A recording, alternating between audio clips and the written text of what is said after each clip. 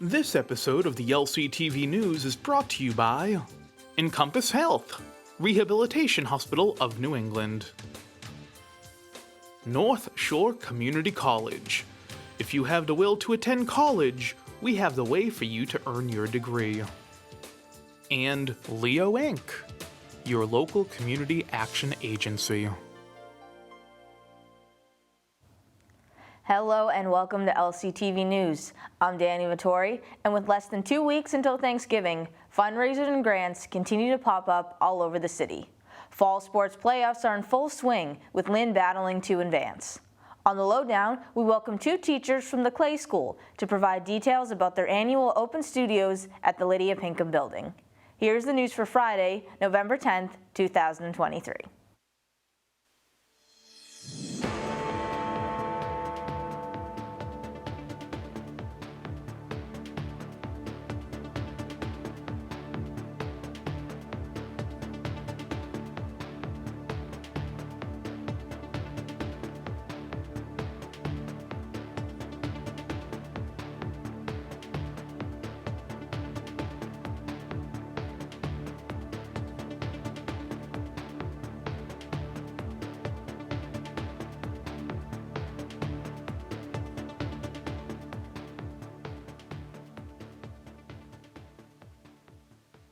Lynn, you voted and the results are in. Dr. Pete Meany beat Jeff Newhall for the Ward 1 counselor position. In Ward 4, which came down to less than 100 votes, Natasha Meji-Madri squeaked out the victory over challenger Donna Capola 598 to 514. This is Meji-Madri's 3rd time running for ward councilor, and her election makes her the first Afro-Latino woman to sit on the city council. This will also be the most diverse council ever elected, with 5 of the 11 representatives being people of color. Obet Matul became the first Latino councilor in both Ward 2 and Lynn's history. All 4 incumbents for councilor at large retained their seats, including Nicole McLean, who became the first Black woman elected to the city council. For school committee, newcomers Sean Reed and Andrea Satterwhite gained seats. Reed also topped the ticket with 4,194 votes. 4 of the 5 incumbents kept their seats, with Tiffany Magnolia as the only incumbent to not retain a position. United Ways of Massachusetts selected 124 organizations who will take part in a first-of-its-kind effort to eliminate conditions leading to poverty and economic injustice. Of these 124, 10 selected are based in Lynn. Organizations will receive a total of $56 million from now until 2030, or $8 million annually. For the first time in their history, the application was open to any nonprofit eligible 501c3 in the region and was translated into 7 different languages. The recipients are those who provide services or advocate for policy change in 4 roads: to prosperity, economic inclusion, and wealth building, early education and out-of-school time, education and career pathways for youth and young adults, and finally, safe and stable housing. Their goal is to narrow the wage gap, increase the financial well-being of people living in those communities, and increase emergency savings for households. Just because Halloween is over doesn't mean spooky stories are. One of our co-op students, Red, gave us an inside look on what could happen if there was a ghost among us at LCTV. Take a look.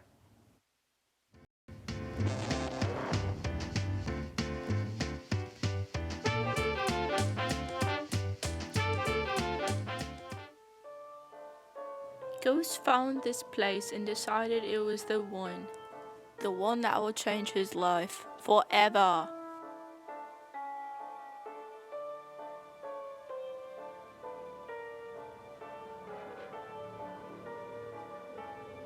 He will learn that every move, staying hidden, will frighten.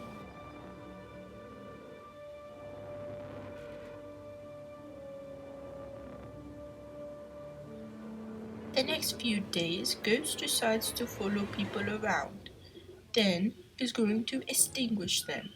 His fellow ghost friends in Ghostburg don't think he's ghostly enough to fulfill his duties as the leader of the cocoon. His friends gave him a task. They didn't think he was actually going to do it or succeed. When the time comes, his word will be happy. His ghost friends know the plan. Dumb humans. He will show them. He'll show them all.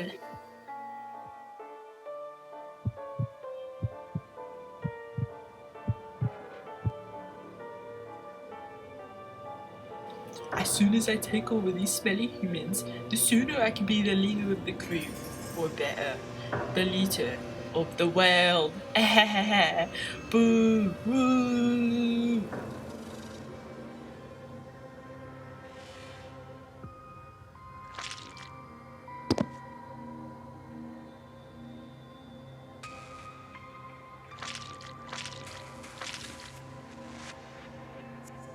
Ghost plans his attacks carefully, going one by one, killing everyone in LCTV. But Ghost didn't stop there.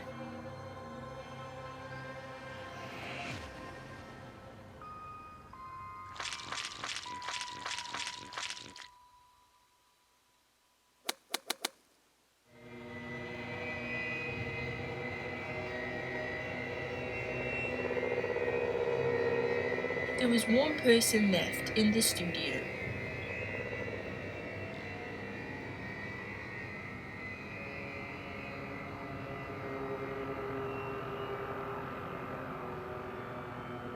He swooped inside urgently. Last one. So Ghost, hey everyone, I'm so happy. Sorry for the announcement. All of you are going to be dead. All of you lame humans are going to be executed. Your world will be ours. Ha Ooh. What was that all about? I'm not sure. It's fake. What's wrong with people these days? Want to watch some reality TV? Yeah, okay.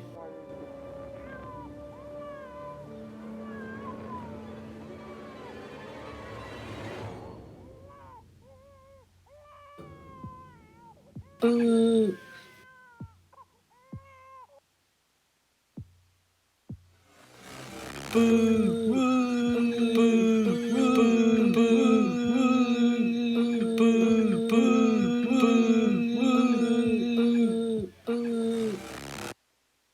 The end. The end of the world.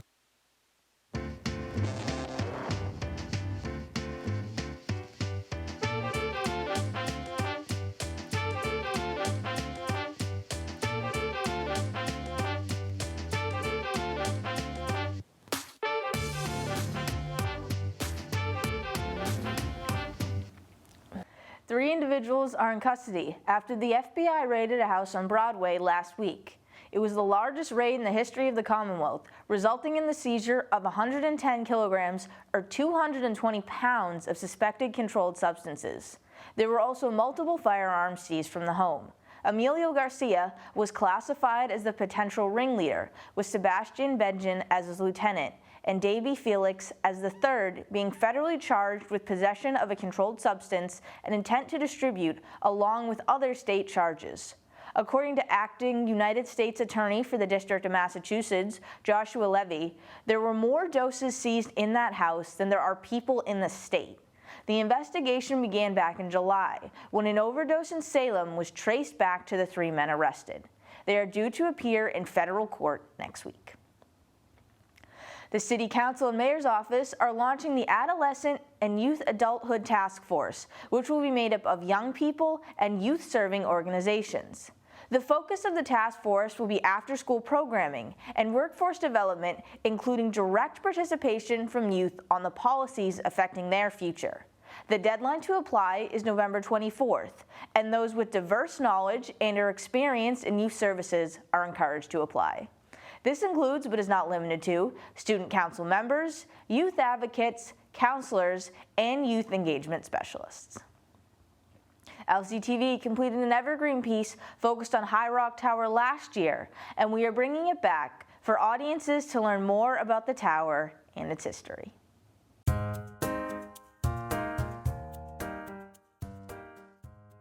thing that's really special about High Rock Tower here in Lynn is that this land is actually owned and operated by the city itself, the Community Development Office. The property we're on itself, a couple acres, was given to the city by the Hutchinson family, specifically for the creation of a observatory, a tower where the citizens of Lynn could come to observe the heavens, of course, and also to discuss the sort of most compelling and interesting ideas of the day. Sort of a strong, long history of abolitionism here in Lynn. The Hutchinson family, of course, were very vocal opponents of slavery, having been friends with Frederick Douglass. The current tower was completed, I guess, around early 1900s. The previous tower here was burned in presumed revelry after the North was victorious in the Civil War.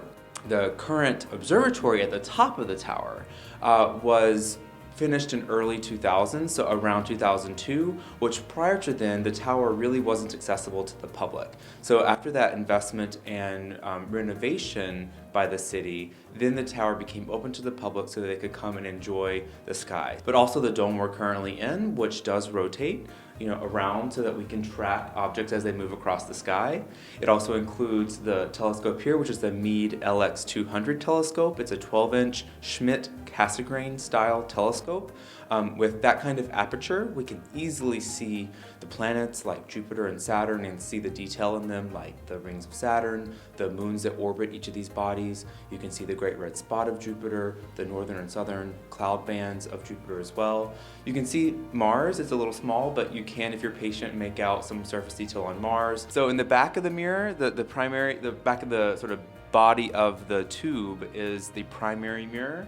And then that small disc that's cut out in the very center in the front, that's the secondary mirror. So what's happening is the light's coming in, bouncing off the back primary mirror, then it's reflecting off that smaller secondary mirror, and then being redirected back of the scope into this portion here. There's another small mirror, and then it gets bounced out through this aperture into the eyepiece, focusing it for your eyes to see whatever object you're focused on. It's about a 2400 millimeter path length, so we're really zooming in on the objects in the sky. Some recent improvements this year, we updated the lights all in the room. So these are all on a dimmer switch and have a red gel in there so that your eyes can not be photo bleached by white light. You can see where you're walking, but your eyes aren't being bleached to be able to see the things that are relatively speaking, dim in the telescope. One of the bigger projects was decommissioning the telescope, taking it off the platform here, this pier, and walking it down all 110 stairs downstairs to take it to someone to have it updated. Dr. Luke Conlon, I should say, from Salem State. He's another volunteer with us. He will take his homemade refractor style telescope, have that down on the lawn so that folks can enjoy the views down there through that telescope, see a different kind of construction, still see the night sky, still enjoy sort of the views available downstairs, but then won't have to summit the scope. Publicly held city observatory, that's rather unique. The only other one that I just found out about is in Lima, Ohio, actually. So it's really unique that the public has access to an instrument of this size. It's a 12-inch aperture telescope, which, as I mentioned earlier, allows you to really see a whole lot of stuff in the sky, and allows us to do a lot of interesting things with the telescope. Other schools have them, but no cities do. So we get visitors from all over. Folks will come from California to see the observatory. We've had people from New Hampshire, Maine, Vermont driving down just by finding us online. And for those that maybe aren't interested in space, I encourage them to still give it a try because, it's really fantastic to see the rings of Saturn for yourself. I might have even talked about the moon. The moon, of course, is very popular because there's such rich detail you can see on the moon, the lava plains, there's all kinds of scarps and fracture features, there's craters, there's mountains, there's shadow, there's light. It's really wonderful. Of course, there's the view. So if you come and it's the right time of year where we're opening right around sunset, then you can see the view of the ocean, of Boston, of Nahant, and it's really gorgeous up here. Local community violence intervention organization Roca Inc. has entered into a partnership with DoorDash to offer more resources and support to the city. Through their community credits program, DoorDash will be donating $3,000 worth of gift cards to Roca to enhance their programming. The credits program was created in 2021 as a way to allocate DoorDash gift cards to local nonprofits.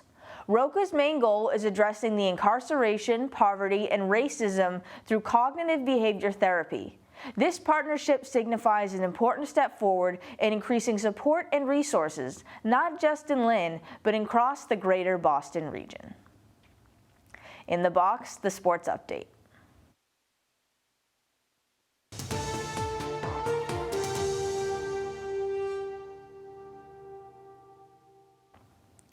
The Spartans ended up on the losing side of a back-and-forth battle with sixth-seeded Archbishop Williams on the third. St. Mary's was down 21-6 in the third, but a 45-yard touchdown and fumble recovery gave them a 22-21 lead. That is the last time they would have the advantage in a 41-30 loss. On the other end, Kip showed off their explosive play, beating the number 10 Sammies 46-20 in their quest to return to the Super Bowl, where they lost to Hull last year. This marks 7 wins in their last 8 games for the Panthers. Leading the charge was Joven Machado with 3 touchdowns and 140 rushing yards, and Morinel Castro also notching 3 touchdowns paired with 120 receiving yards. In non-playoff news, Lynn Tech dominated East Boston 40-8 as Lynn English was also victorious 13-8 over Essex Tech. In boys soccer, Kip advanced to the round of 32 off a 3-1 victory over Turner Falls at home. This is as far as the Panthers would go, however, falling to 11th-ranked Ayer Shirley on the road 2-1 in overtime. The 14th-ranked Spartans barely survived 19th-seeded Medford in Division III playoffs, winning 2-1. Tied 1-1, Nick Miller scored the game winner with 20 seconds left on the clock. But in the Sweet 16, 3rd-ranked Norwell proved to be too much, hosting and beating the Spartans 4-0. Number 14 Tech was also hosting a 19th-ranked seed in Pittsfield, but their season ended in heartbreak. The Tigers put up an impressive fight, but lost in double overtime, 3-2. St. Mary's girls soccer began the playoffs with a bang, downing the Revere Patriots 7-1 at home. They had a strong team effort, highlighted by Brooke Maloney with a goal and 3 assists. However, their quest for gold was halted by Danvers, who knocked them out 6-1. For the 3rd straight year, the 17th-seeded Spartans field hockey team advanced to the Sweet 16, upsetting 16th-ranked Medford 1-0. Vanessa Hall was the lone scorer of the day, with Gianna Tringal recording another shutout. They would meet the same fate as their soccer teams, however, being bested by top-ranked Watertown 5-0 in that game. Both Lynn Tech and St. Mary's volleyball teams were swept 3-0 and eliminated from the playoff race. Tech finished the season at 14-7, but fell to Millbury. The Spartans saw one of their best seasons in program history at 13-10 come to an end when they were bested by Nipmunk. In front of a roaring crowd, Classical Rams volleyball defeated the Linfield Pioneers 3-2. The green and gold took a 2-0 lead, but the Pioneers battled back to even the score and send them to a 5th set. Tied 13-13, the Rams took the final 2 points to advance. But there's a reason Medford is ranked number 1, and they showed this, beating Classical in straight sets in the Division III Sweet 16 match. The Patriots had another chance for some last-second heroics, but an interception with just over a minute remaining in the game gave them their 7th loss of the year. This time it was 20-17 to the Washington Commanders. The defense caused a fumble in the second quarter and gave the offense plenty of chances, but they came up short. With the 5-2 record, Celtics are looking to pick up where they left off last season. They scored a standing ovation-worthy 155 points versus Indiana.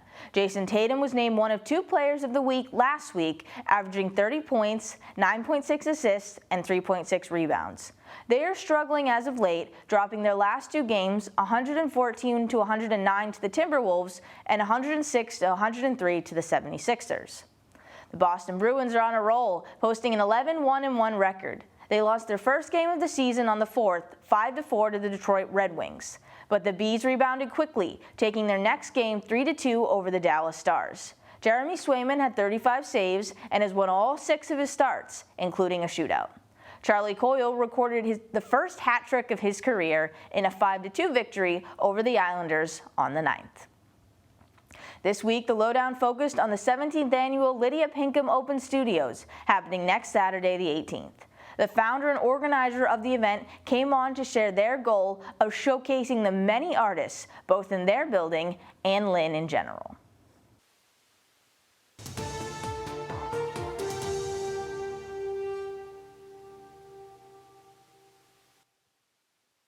Welcome back to the Lynn Lowdown. I'm Dani Mattori, and today we have on two guests to talk about the Lydia Pinkham Open Studios happening in just a few weeks. Thanks for coming on the show. Thanks for having us. So first of all, could you just introduce yourselves and say your association with the event? Go ahead. I'm Kirsten Passion, and I actually started the event along with the Clay School, and it's over at the Lydia Pinkham Building in Lynn, obviously. And we started it about 17 years ago. Is this our 17th year or 18th? I think it's one of the two. We've been doing it, or 18. We've been doing it a long time.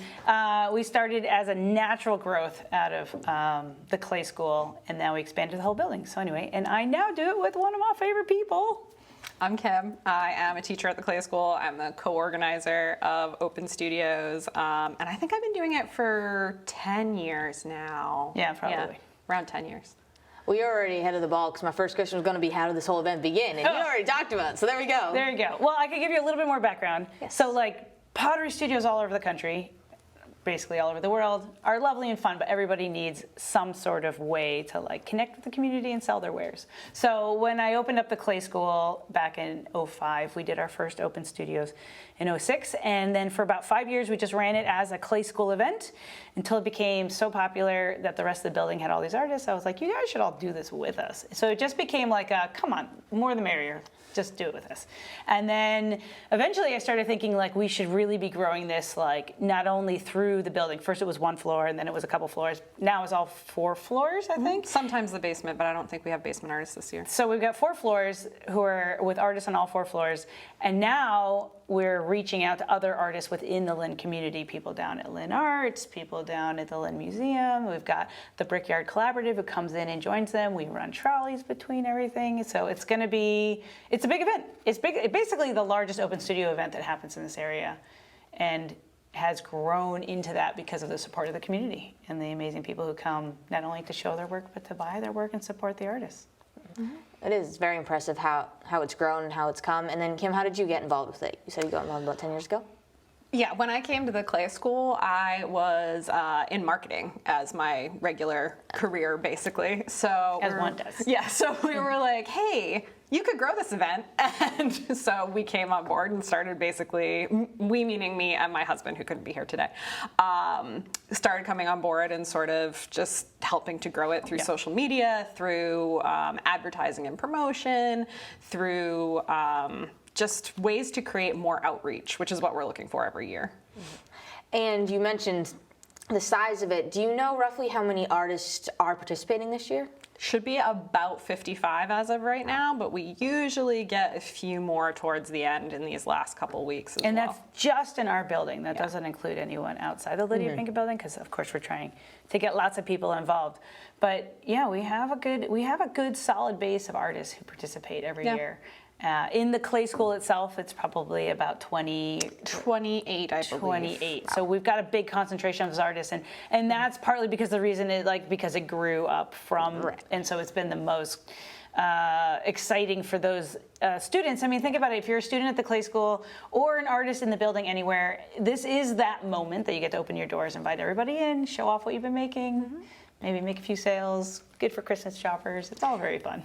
We also have some new artists this year, which is great. Every year we get new artists in the building, and they've shown a lot of enthusiasm. We either, if we reach them just by emailing them or they see posters around the building about signing up, they're very enthusiastic about it, and we've had some really great volunteers this year too from the new artists. And is it specific kinds of mediums? Is it mixed? I know you said a lot come from the Clay School, but then all the artists beyond that, are they all just anything? We've got like people who bake. So we've got Luna Sweets, and she makes all these like custom cupcake like creations that are little pieces of artwork on their own. They're pretty amazing. And we've got painters and photographers. We've got an enamel worker. We have a leather workers. We have 2 or 3 clothing designers now. Stationery designers. The bag people. Yep, bags. They make all their creations from newsprint, and then they make like essentially handbags and all sorts of stuff with today's news all over it. So that's kind of fun. A lot of Barbie stuff this year from them. Portrait artists. Yes, we have portrait artists, jewelry artists. There's a wood sculptor. There's Yep. lots of painters. There's Yep. another ceramic studio, actually 2 other ceramic studios in the building. We've got a lot of people. I'm sure we're leaving something out too. And Uncommon Feast, are they doing it this They're year? not doing it this year. They're not shoot. available this year, unfortunately. That's our one restaurant. Sometimes we get them to come in. No, it's still, that sounds so cool and so awesome. And for community members, is it one of those things it's free to come in? Oh, yeah. Come in, go around? Totally free. So the doors are open. It's open to everybody.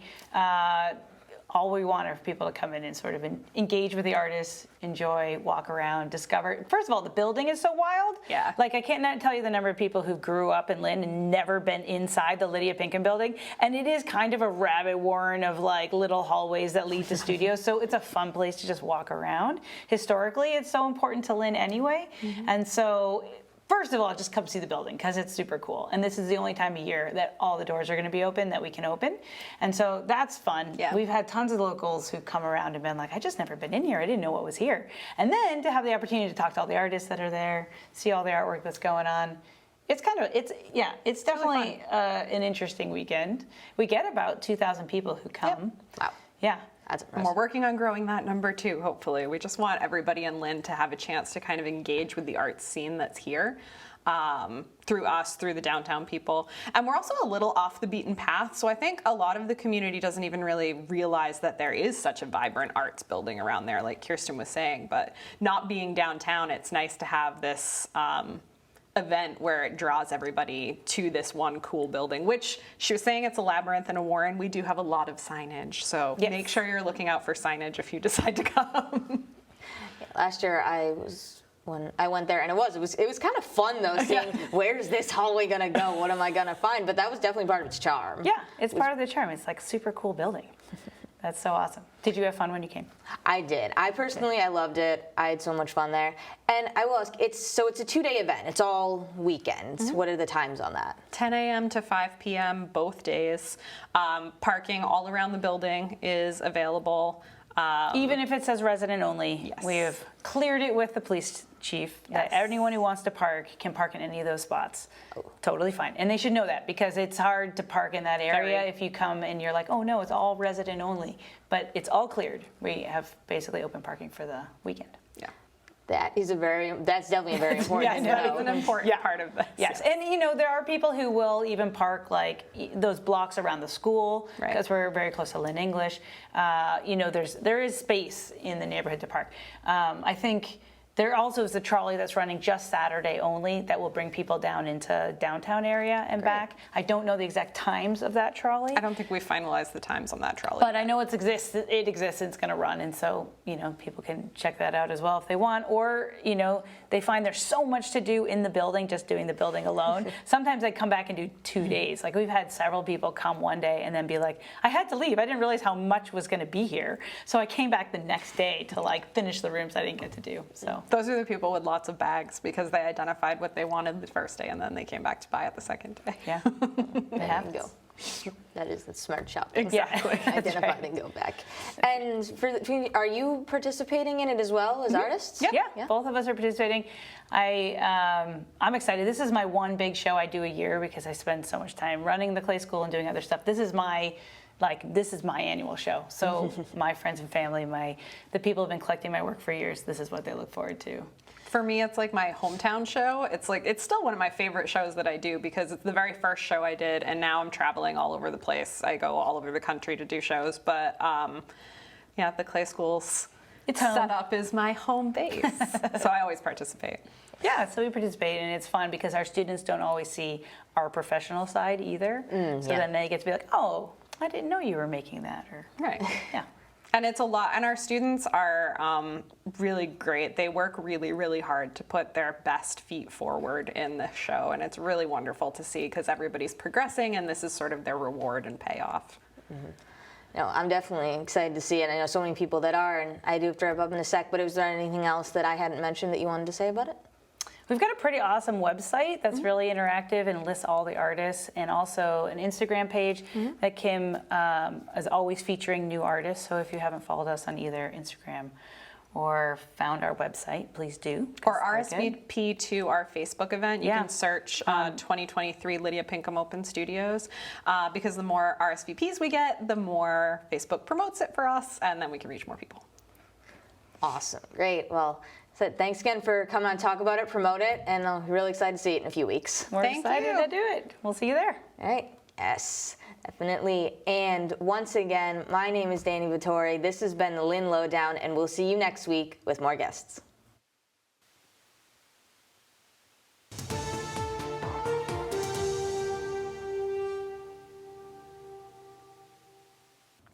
Up next, the community calendar.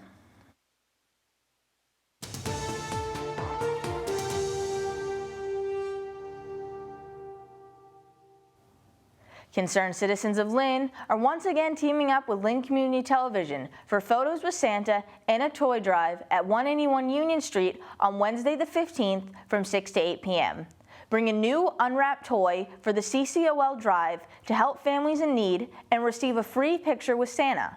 Professional photos will be taken by the LCTV staff, but families are also welcome to take their own. Come down to take pictures for your holiday card. Next Thursday the 16th, the Planning Department is hosting a public hearing at the Democus YMCA. Beginning at 6:30, residents are invited to join in a conversation about the South Harbor Implementation Plan, all part of turning the vision for Lynn's waterfront into a reality. The presentation will be done in both English and Spanish, with the full meeting being recorded and released by LCTV. The last Covanta Day of the year, formerly known as Dumpster Days, will take place on November 18th from 8 a.m. to 12 p.m. at 247 Commercial Street. A driver's license is required as identification, and it is only open to Lynn residents. Some accepted items are metal items, fluorescent light bulbs, and unwanted household items. Paint, propane tanks, and hazardous materials are among the items not allowed in the drop-off. That brings us to the end of another news show. For complete election results and other breaking news, visit lyntv.org. And go to Lynn Community Television on YouTube for staff and member content, live shows, and more. Follow us on social media at Lynn Community Television for press releases, upcoming events, and updates. I'm Dani Vittori, this is LCTV News, and happy Veterans Day. We'll see you next week. This episode of the LCTV News is brought to you by Encompass Health, Rehabilitation Hospital of New England. North Shore Community College. If you have the will to attend college, we have the way for you to earn your degree. And Leo Inc., your local community action agency.